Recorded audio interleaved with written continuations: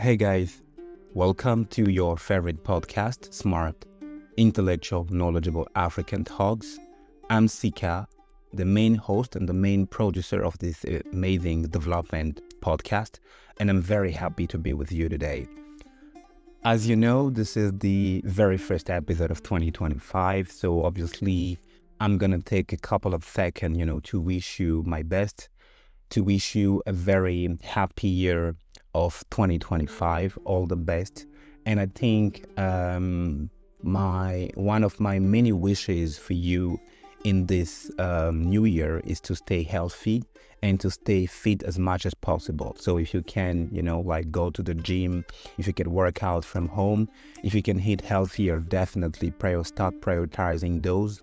And that's it, as long as you're in good shape, you'll still be able to, develop and reach, your best level, your best potential. So this is definitely what I am wishing you in 2025. So what am I offering you today? What am I offering you as your 2025 gift? Well, I'm offering you a big load of critical analysis. I'm offering you in this very first episode tons of powerful perspectives, and you are going to understand why and how.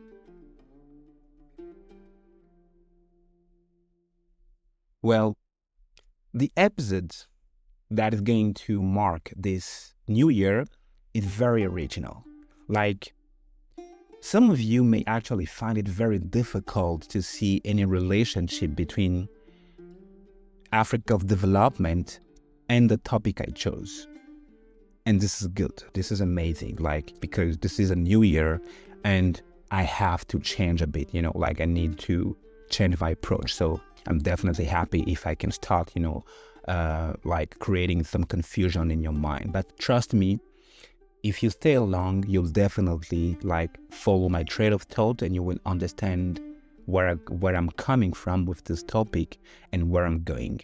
This topic is, in my opinion, very interesting and very akin to the objective, akin with the objective of this podcast. This podcast, like I say, discusses the latest development, political, climate change issues regarding Africa's development. So what I do here is that I cherry pick, some of the most interesting and relevant topic, and I try to explain and address them in a way that they actually make sense in order to help the continent, make some progress development-wise. And in my humble opinion, as an African intellectual, I'm a proponent of what I call economic Pan-Africanism. And if you remember from the very first episode, which I released, around end of 2023, I told you in the introduction that this podcast, in addition to discussing all this topic, is actually seeking one key objective, one key goal is to actually promote economic Pan-Africanism. And you will understand that economic Pan-Africanism is very different from political Pan-Africanism. And one of the key elements that will help you differentiate my doctrine with the other doctrine that is actually being promoted out there is that the first objective is not to gain political power, but it is, on the contrary, to focus on obtaining economic power. And of course, you may start to think that it's very difficult to have or to gain economic power without having political power. But that is where you are not correct, or at least you are not 100% wrong.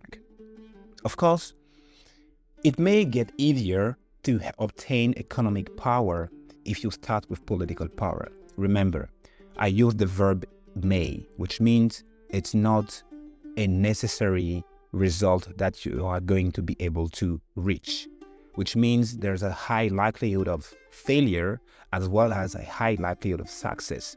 And history demonstrated that since 1960, ever since that many African countries gained their political independence, they're still struggling to actually obtain economic independence or economic power. On the contrary, let me give another example where economic Pan-Africanism will make sense to you without even having political power. Think of the Chinese in America.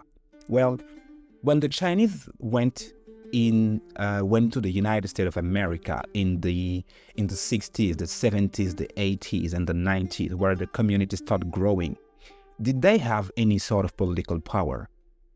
That's the first question you should ask yourself. And the answer is definitely no. They did not have any political power. But what did they focus on was economic power. They started, creating small businesses, which year over year, increases, grew to becoming middle-sized company and continue growing to becoming large-sized, companies and became multinationals and stuff like that. They invested in every key sector of the economy in America. They started developing and creating an economic culture and an economic system that helped them, start becoming crucial and vital to American, progress, to American development. And they did all of that while not having political power at first. So this is where I am going with this podcast. This is why I am a big and a very, very fierce proponent of economic Pan-Africanism. In my opinion, it is very possible to discuss, it is very possible to debate, and it is very possible to target economic Pan-Africanism, to target economic power, even though we are still faced with very and many challenges at the political level. It starts with a vision, it starts with a clear plan, and it starts with a strong and deep penetration at every sector of the domestic economy, at a country level, sub-regional level, and regional level.